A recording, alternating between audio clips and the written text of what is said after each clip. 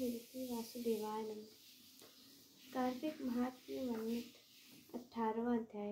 नारद जी बोले, हे राजन, उन बोए हुए बीज के से धात्री, मालती और तुलसी ये तीनों वनस्पति उत्पन्न हुई। जो ब्रह्मा की स्त्री के बीज से उत्पन्न हुई वह धात्री, और जो लक्ष्मी के बीज से उत्पन्न हुई वह मालती, और जो गौरी के बीज से उत्पन्न हुई वह तुलसी कहलाई। ये तीनों क्रमशः रजोगुण, सतोगुण और तमोगुण रूप हुई है। राजन, तब स्त्री रूप में वनस्पतियों को देखकर वृंदा के रूप में अतिशय विलास युक्त विष्णु शीघ्र ही उठ बैठे। काम में आसक्त चित्त वाले विष्णु ने उनको प्रीति से देखा। उन तुलसी और धात्री ने भी विष्णु को ही देखा। जो बीज लक्ष्मी द्वारा ईर्ष्या सहित दिया गया था, उस बीज से उत्पन्न स्त्री विष्णु से ईर्ष्या करने वाली हुई। इस कारण अति निंदित वह बर्बरी नाम से प्राप्त हुई। और धात्री और तथा तुलसी उनसे प्रीति करने से उनकी प्रीति बढ़ाने वाले भी निरंतर भूले दुख वाले देवताओं से नमस्कृत विष्णु प्रसन्न हो उन दोनों समेत वैकुंठ भवन को गए। इसी से कार्तिकेय के उद्यापन के समय तुलसी मूल से निकट विष्णु की पूजा की जाती है, और वह विष्णु की प्रीति बढ़ाने वाली कही गई है। राजन, जिसके घर में तुलसी वन स्थित रहता है उसका घर तीर्थ रूप होता है। उसमें यमदूत नहीं आते। सब पापों को दूर करने वाला और कामना को देने वाला पवित्र तुलसी के वन को जो पुरुष लगाते वह श्रेष्ठ मनुष्य यमराज के दर्शन नहीं करते। नर्मदा नदी का दर्शन, गंगा जी का स्नान और तुलसी के वन में संसर्ग, ये तीनों समान पुण्य वाले कहे गए। तुलसी लगाने, पालने, सींचने और दर्शन से मनुष्य की वाणी, मन और काया से इकट्ठे किए गए पापों को तुलसी जला देती। जो पुरुष तुलसी की मंजरी से विष्णु तथा शिव जी का पूजन करते हुए गर्भ रूप घर में नहीं आते और निसंदेह मुक्ति पाते। पुष्कर आदि तीर्थ और गंगा आदि नदी और वासुदेव आदि के देवता तुलसी दल में वास करते हैं। तुलसी के मूल की मृतिका जिसके अंग में लगी रहती है, ऐसे पुरुष को सैकड़ों पापों से युक्त होने पर भी यमराज देखने का समर्थ नहीं होते। ये राजन, वह विष्णु के समीप प्राप्त होते हैं। यह बात सत्य है। जो लोग तुलसी काष्ठ का चंदन धारण करते उनकी देह को पाप नहीं स्पर्श करते हैं। राजन, जहाँ जहाँ तुलसी के वृक्ष की छाया हो वहाँ श्राद्ध करना चाहिए, क्योंकि वहाँ पितरों की दिया हुआ श्राद्ध अक्षय होता है। हे राजन, आंवले की छाया में जो पिंडदान करते हैं तो नरक में स्थित उनके पितर तृप्त होते हैं। हे राजाओं, मैं उत्तम मस्तक में, हाथ में, मुख में और देह में जो पुरुष आंवले का फल धारण करते हैं वह साक्षात विष्णु रूप है।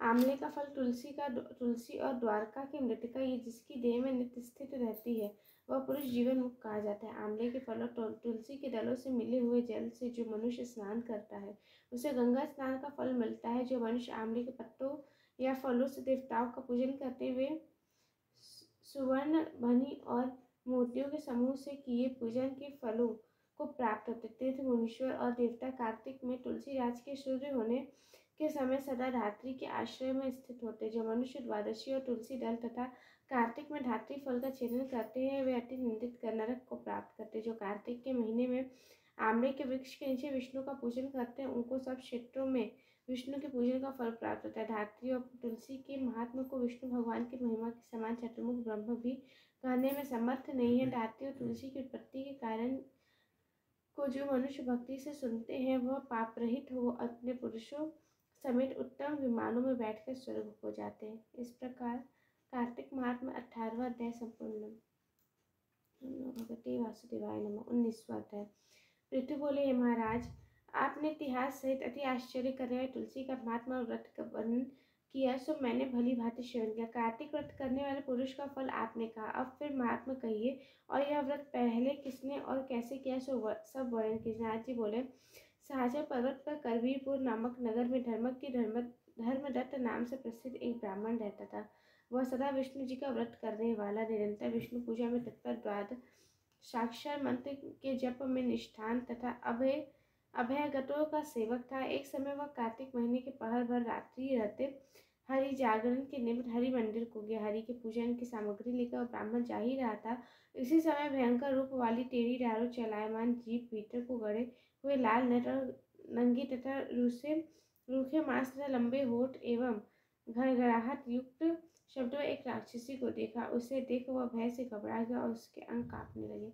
भय के मारे उस ब्राह्मण ने पूजा की सामग्री और पूजा के निमित्त लिए हुए जल से उस राक्षसी को मारा। हरि का स्मरण करके तुलसी और जल से मारने के कारण वह राक्षसी के सब पाप नष्ट हो गए। इसके बाद पहले जन्म के कर्मों से परिपाक से उत्पन्न अपनी दशा के सब पाप नष्ट हो गए। इसका स्मरण कर ब्राह्मण को दंडवत प्रणाम करके कलहा बोली, पूर्व कर्म के फल में से इस दशा को प्राप्त हुई है ब्राह्मण, अतः मैं कैसे उत्तम गति को प्राप्त हूँ। नारद जी बोले, भली भांति प्रणाम करके अपने कर्म को करती हुई कलहा को देखकर वह ब्राह्मण विस्मित होकर बोले, धर्मदत्त बोला, किस कर्म के फल से तू ऐसी दशा से प्राप्त हुई थी? तू कहा की है, कौन है, कैसा तेरा शील है, सो सब मुझे कहो। कलहा बोली, हे महाराज, सौराष्ट्र नगर में भिक्षु नामक का एक ब्राह्मण था। मैं उसकी स्त्री थी। कलहा मेरा नाम था और मैं बहुत ही निष्ठुर थी। मैंने कभी वचन से भी भर्ता का शुभ नहीं किया और कभी मीठा अन्न खाने को नहीं दिया। मैं सदा पति को धोखा देती रही। मुझे कलह से जब वह ब्राह्मण उद्विग्न हो गया तब उसने दूसरी स्त्री के ब्याहने का विचार किया। तब मैं विष खाकर प्राण तज मृत्यु को प्राप्त हुई और यम के दूत मुझे बांधकर मारते हुए यमलोक ले गए। यमराज ने मुझे देखकर चित्रगुप्त से पूछा। यम बोले, हे चित्रगुप्त, इसने क्या किया है सो देखो, इसने भला या बुरा जो कर्म किया उसी का फल पाया। कलहा बोली, जब चित्रगुप्त मुझे धमकाते हुए बोले, चित्रगुप्त बोले, इसने कुछ भी शुभ कर्म नहीं किया और स्वयं विष्ट अन्न को खाती हुई उसने भ्राता को नहीं दिया। इससे बलगुनी नामक पक्षी की योनि में पड़कर अपनी विष्ठा को खाती रही। इसने भर्ता के सदा देश और कलह किया है, इसलिए यह विष्ठा खाने वाली शुकर योनि में प्राप्त हो। शरा पाक करने के बाद अर्थात कराही में मधुली आदि में अकेली भोजन करती थी। इससे अपने उत्पन्न हुए बच्चों को खाने वाले बिल्ली की योनि को प्राप्त हो। इसने भर्ता के ऊपर विष खाकर आत्मघात किया, इसलिए यह अति निंदित प्रेत शरीर में स्थित रहे। ये तुम्हारे दूतों द्वारा मूल देश में पहुंचाने योग्य है। मूल देश में पहुंचाने योग्य है। वह प्रेत शरीर में स्थित यह बहुत कार्य प्रयत्न रहे, फिर अशुभ कार्य करने वाली और यह 3 योनियों का भोग करे। कलहा बोली, तदनुसार मैं 500 वर्षों के प्रेत योनि में शुदा पिपासा में से पीड़ित और अपने कर्म से सदा दुखित होकर रही। शुदा पिपासा से पीड़ित से एक वैश्य के शरीर में प्रवेश करके दक्षिण दिशा में कृष्णा और बैनी इन दोनों नदियों के संगम पर आई। जब उनके तट पर पहुंची तभी शिव तथा विष्णु के गणों ने मुझे उसके शरीर से दूर कर दिया है। ब्राह्मणोत्तम, तदंतर शुदा से पीड़ित मैं तुम्हारी दृष्टि में आई और तुम्हारे हाथ के तुलसी दल युक्त जल से संग से मेरे पातक दूर हो गए हैं। ब्राह्मण श्रेष्ठ, मुझ पर कृपा करो जिससे मैं आने वाली 3 योनि तथा प्रेत योनि से मुक्ति पा सकूं। इस प्रकार कलहा के वचन सुनकर पूर्व के कर्म फल से उत्पन्न उसकी ग्लानि से उत्पन्न कृपा से चलायमान चित्तवृत्ति वाला वह ब्राह्मण बहुत देर तक सोचकर दुख से यह वचन बोला। इस तरह 19वां अध्याय संपन्न। 20वां अध्याय। धर्मदत्त बोले, तीर्थ दान तथा व्रत आदि को से पाप दूर होते, परंतु प्रेत देह में स्थित तुझे दुखिया को उन पर अधिकार नहीं। तेरी ग्लानि को देखकर मेरा मन युक्त हो गया और उद्धार किए बिना मेरा मन सुखी न होगा। 3 योनि को देने वाले तेरे पाप अतिशय उग्र हैं और अति निंदित प्रेत योनि भी थोड़े पुण्य से छीन न होगी। अतएव जन्म से आज तक जो मैंने कार्तिक व्रत किया उस पुण्य के आधे भाग से तो उत्तम गति को प्राप्त होगी, क्योंकि यह ज्ञान तीर्थ तथा व्रत के पुण्य से कार्तिक व्रत के पुण्य की समता नहीं प्राप्त हो सकती। नारद जी बोले, ऐसा कहकर जैसे धर्मदत्त ने उसे द्वादशाक्षर मंत्र सुनाया और तुलसी दलों से मिश्रित जल उस पर छिड़का, तैसे ही वे प्रेत योनि से छूट गई और जलती हुई अग्नि की ज्वाला के समान दिव्य रूप धारण कर सुंदर लक्ष्मी के समान हो गए। तब उसने ब्राह्मण को दंडवत प्रणाम किया और हर्ष से गदगद वाणी में बोली। कलहा ने कहा, हे ब्राह्मण श्रेष्ठ, मैं तुम्हारे प्रसाद से नरक से छूटी, पाप के प्रवाह से डूबी हुई मेरे लिए आप नौका हो गए। नारद जी बोले, उस ब्राह्मण से ऐसा कहती हूँ। कलहा ने प्रकाशमान तथा विष्णु जैसे रूप वाले गणों से युक्त विमान देखा। उस कलहा को पुण्यशील और सुशील नाम के द्वारपालों ने उत्तम विमान में बैठाया। उस समय विमान के धर्मदत्त ने विस्मय सहित देख और उन गणों को विष्णु का रूप मानकर पृथ्वी पर दंडवत प्रणाम किया। पुण्यशील तथा सुशील नामक दोनों विष्णु के गणों ने प्रणाम करते ब्राह्मण को उठाकर उसकी प्रशंसा की और धार्मिक वचन बोले, हे ऋषिश्रेष्ठ, तुम बहुत अच्छे हो और विष्णु की भक्ति में सदा रत रहते हो। तुम दिनों पर दया करने वाले, धर्म की और सदा विष्णु के व्रत में तत्पर रहते हो। बालकपन से आज तक तुमने जो कार्तिक का व्रत किया था उसका आधा फल देने से कलहा के 100 जन्मों से संचित पाप नाश को प्राप्त हो गए। इसके पूर्व जन्म के पाप तो स्नान ही से दूर होगा। हरि का जागरण आदि जो तुमने किया है उसके फल के विमान आया है। ये साधु ने नाना प्रकार के भोगों से युक्त वैकुंठ को जा रही है। जो कार्तिक में तुमने दीपदान किया उसके पुण्य से उसे यह तेजस्वी रूप प्राप्त हुआ। कार्तिक व्रत में किए हुए तुलसी आदि के पूजन से जो तुमने इसको पुण्य दिया है उससे यह विष्णु के समीप जाने की अधिकारिणी हुई। और हे कृपा निधे, इस जन्म के अंत में स्त्रियों समेत तुम भी विष्णु लोक जाओगे और विष्णु के वैकुंठ भवन में भगवान के समीप स्वरूपता मुक्ति को प्राप्त होगे। वे धन्य हैं और वे ही कृतकृत्य हैं और उन्हीं का जन्म सफल है जिन्होंने भक्ति रूप तुम्हारी भांति विष्णु पूजा की। बड़ी भांति पूजित विष्णु मनुष्यों को क्या फल नहीं देते, जिन्होंने उत्तानपाद के पुत्र ध्रुव को निश्चल स्थान प्रदान किया और जिन भगवान के नाम स्मरण से ही मनुष्य सदगति अर्थात उत्तम गति को प्राप्त होते हैं। ग्रह द्वारा पकड़ा गया गजेंद्र जिन भगवान के नाम स्मरण से मुक्त हो उनके समीप प्राप्त हुआ और जय नामक का गण कहलाया तुमने भी विष्णु भगवान के पूजन किया, इसलिए तुम भी कई हजार वर्ष तक दोनों स्त्रियों समेत संसार के भोग करके उनके समीप प्राप्त होगा। तदंतर जब पुण्य क्षीण हो जाएगा तब पृथ्वी में आकर सूर्यवंश में उत्पन्न होगा एक प्रसिद्ध राजा होएगा। तुम्हारा नाम दशरथ होगा। वहाँ भी तुम दोनों स्त्रियों से युक्त होगी। तीसरा कलहा भी साथ रहेगी क्योंकि वह भी तुम्हारे आधे पुण्य की अधिकारिणी है। उस जन्म विष्णु जी पृथ्वी में तुम्हारी समीपता को प्राप्त होंगे और स्वयं तुम्हारे पुत्र होकर देवताओं का कार्य करेंगे। विष्णु को प्रसन्न करने वाले तुम्हारे इस कार्तिक के व्रत से न यज्ञ न दान और न तीर्थ अधिक से अर्थात यह कार्तिक का व्रत सब यज्ञादिकों से श्रेष्ठ है। विप्रेंद्र, तुम धन्य हो, इसी से तुम्हारे द्वारा भगवान को प्रसन्न करने वाला यह व्रत संपन्न हुआ और इस व्रत के आधे भाग के फल को प्राप्त करने कलहा हमारे साथ श्री भगवान के समीप जा रही है। इस प्रकार कार्तिक महात्म्य में 20वां अध्याय संपूर्ण। नमो भगवती वासुदेवाय नमः। कार्तिक महात्म्य 21वां अध्याय। नारद जी बोले, इस प्रकार विष्णु के पार्षदों के वचन सुन धर्मदत्त ने विस्मित होकर दंडवत प्रणाम कर यह वचन कहा। धर्मदत्त बोले, भक्तों की पीड़ा दूर करने वाले विष्णु जी को सब मनुष्य यज्ञ दान व्रत तीर्थ तथा विधि पूर्वक पूजन करते हैं। उनमें से विष्णु जी को प्रसन्न करने वाला सात्विक देने वाला कोई व्रत है जिसके करने से सब यज्ञादिक फल सफल हो जाए। गण बोले, हे ब्राह्मण, तुमने अच्छा प्रश्न किया है। यह अनक इतिहास सहित जो वृत्तांत है हम कह रहे हैं उसे तुम एकाग्रचित होकर सुनो। कांचीपुर में चोल नामक एक चक्रवर्ती राजा हो गया है। इसी नाम से चोल देश प्रसिद्ध हुआ है। इस राजा के पृथ्वी पालन के समय कोई मनुष्य दरिद्री दुखी या पाप बुद्धि या रोगी नहीं रहता था। असंख्य यज्ञ करने वाला उस चोल की यज्ञ स्तंभ ताम्रपर्णी नदी के दोनों तट चैत्र रथ अर्थात कुबेर के उपवन के समान शोभित हो गए थे। हे ब्राह्मण, एक समय वह राजा जहाँ जगत के स्वामी विष्णु भगवान योग माया के साथ शयन करते हैं उस अनंत शयन नामक स्थान को गया। वहाँ उसने श्रीपति भगवान का दिव्य मणियों और मोतियों तथा शोभायमान सुवर्णों को फूल से पूजन किया। फिर भूमि में दंडवत प्रणाम करके वहीं बैठ गया।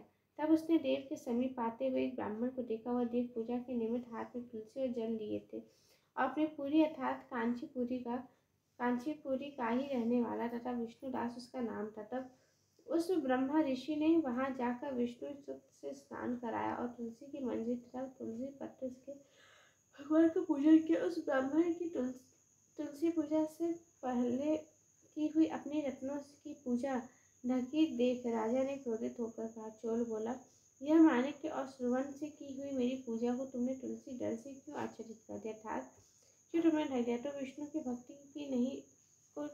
भक्ति को नहीं जानने वाला ढोंगी मैं जानता। तूने अति शोभायुक्त मेरी पूजा ढाक दी है। उसने भी चोल राजा के गौरव को न मारकर कहा। विष्णुदास बोले, हे राजन, तुम भक्ति को नहीं जानते, राजलक्ष्मी से द्रवित हो रहे हो। तुमने कितना विष्णु व्रत किया है सो कहो। गण बोले, उस ब्राह्मण के वचन को सुनकर वह निर्विशेष हंसकर विष्णुदास से द्रवित वचन बोला। राजा बोले, ब्राह्मण, यदि तू विष्णु भक्ति से अति द्रवित है तो तुझ दरिद्र और निर्धन की भक्ति ही कितनी है। विष्णु को संतुष्ट करने वाला यज्ञ दान तूने किए और यह ब्राह्मण तूने कहीं देवालय भी नहीं बनवाया, तब तुझे यह भक्ति का घमंड क्यों है? ब्राह्मण, इस समय सब ब्राह्मण मेरा वचन सुने। अब तुम सब देखो कि यह ब्राह्मण अथवा मैं विष्णु के साक्षात्कार को प्राप्त करूंगा। हे ब्राह्मणों, तब तुम सब हम दोनों की भक्ति को जानोगे। गण बोले, ऐसा कहकर वह राजा अपने राजभवन को चला गया और मृदगल ऋषि को आचार्य बनाकर विष्णु संबंधी यह आरंभ कर दिया। वह यज्ञ कैसा था कि जिसके ऋषियों के समूह स्थित थे, जिसमें बहुत सी दक्षिणा और संपत्ति विद्यमान थी। अन्य व्रत को उन्होंने पहले गया क्षेत्र में किया था। उधर व्रती विष्णु दास भी विष्णु को संतुष्ट करने वाले नियमों को करने लगा। उस समय वो वहां देवालय में स्थित रहा। माघ और कार्तिक का व्रत तथा भली भांति तुलसी के व्रत का पालन कर और एकादशी के दिन द्वादश मंत्र से हरि का जप, इन सबको वह विधिवत करने लगा। षोडश उपचार और गीत नृत्य आदि मंगल गान करके उसने नित्य विष्णु जी की पूजा और उपयुक्त व्रतों को किया। उसने भोजन शयन करते समय भी सदा विष्णु भगवान का और समदृष्टा होकर सब प्राणियों में स्थित विष्णु भगवान को देखा। उसने विष्णु जी की प्रसन्नता के निमित्त माघ तथा कार्तिक के विशेष नियमों का पालन तथा उद्यपान भी किया। इस प्रकार श्रीपति भगवान की आराधना करने और भगवान ही में निष्ठा इंद्रियों को वश में करते हुए व्रत में स्थित चोलेश्वर और विष्णुदास का भूतकाल व्यतीत हो गया। 22वां अध्याय। गण बोले, एक समय विष्णुदास संध्योपासन पूजा आदि करने लगा, तब कोई अलक्षित पुरुष उसके तैयार भोजन चुरा ले गया। उन पदार्थों को न देखकर भी उसने सायंकाल का भोजन किया और व्रत भंग के भय से उस ब्राह्मण ने फिर पाक नहीं किया। दूसरे दिन फिर पाक करके वह विष्णु जी को नैवेद्य लगाने हो कि था कि उसका पाक हर ले गया। हे राजन, ऐसे 7 दिन प्रयत्न कर उसका पाक हर ले गया। इसके बाद विष्णु सहित वह मन में ऐसा विचार कहने लगा, आश्चर्य की बात है, नित्य आकर मेरा पाक कौन चुरा लेता है। यह क्षेत्र संन्यास का स्थान है, अतएव इसे नहीं त्यागना चाहिए। यदि दूसरा पाक बनाकर मेरे द्वारा भोजन किया जाए तो यह सायंकाल का भोजन कैसे छोड़ा जाए। जो पाक करते ही भोजन करे तो भी न हो सकेगा, क्योंकि हरि को बिना अर्पण के वैष्णवों को भोजन नहीं करना चाहिए। 7 दिन का उपासी मैं यहाँ व्रत में स्थित हूँ, अब मैं इस पाक की रक्षा करूँगा। इस प्रकार वह पाक करके वहाँ ही चुपकर बैठ गया। कुछ देर बाद पाक के अन्न चुराने के लिए आए हुए एक चंडाल को उसने देखा। शुदा में दुर्बल दीन मुख वाले और हाथ तथा 4 मास शेष उस वाले को देखकर ठहर ऐसा कर रोका और कहा, तू अन्य को रुका घी भी लेता जा। ऐसा कर वह घी का पात्र ले उसके पीछे डरा। ब्राह्मण को अपनी ओर आते देख वह चंडाल भय के मारे वेग से भागा और मूर्छित होकर गिर पड़ा। उस ब्राह्मण और चंडाल को विष्णुदास ने शंख चक्र गदाधारी साक्षात नारायण के रूप में देखा। वह चंडाल को मूर्छित देखकर वस्त्रों के आंचल से हवा करने लगा। इसके बाद उठे हुए उसी चंडाल को विष्णुदास ने साक्षात नारायण के रूप में देखा, जिसके पीले वस्त्र 4 भुजा छाती में श्रीवत्स का चिन्ह है, जो मुकुट धारण किए हैं और अलसी के फूल के समान जिनका रंग है, और कौस्तुभमणि वक्षस्थल में है। ऐसे भगवान को उसने प्रत्यक्ष देखा। उनको देखकर वह ब्राह्मण सात्विक भाव से युक्त हो स्तुति और नमस्कार करने में भी असमर्थ हो गया। उसी समय इंद्र आदि देवता भी वहां आ गए और गंधर्व तथा अप्सराएं आनंद से नाचने लगी। उस समय वो स्थान सैकड़ों विमानों से परिपूर्ण हो गया और देवता तथा ऋषि के गण गाने बजाने लगे। तदनंतर विष्णु भगवान उस शत्रुघ्नि ब्राह्मण को छाती से लगा और अपने सामान जुटाकर वैकुंठ धाम को ले गया। श्रेष्ठ विमान में स्थित और विष्णु के सम्मुख जाते विष्णुदास को यज्ञ की दीक्षा लिए हुए चोला राजा ने देखा। वैकुंठ भवन की ओर जाते विष्णु को देखकर राजा चोला ने अपने गुरु को बुलाकर कहा, चोला मुझे जिसकी स्पर्धा से मैंने यह ध्यान किया, वह ब्राह्मण विष्णु का रूप धारण कर वैकुंठ को जा रहा है।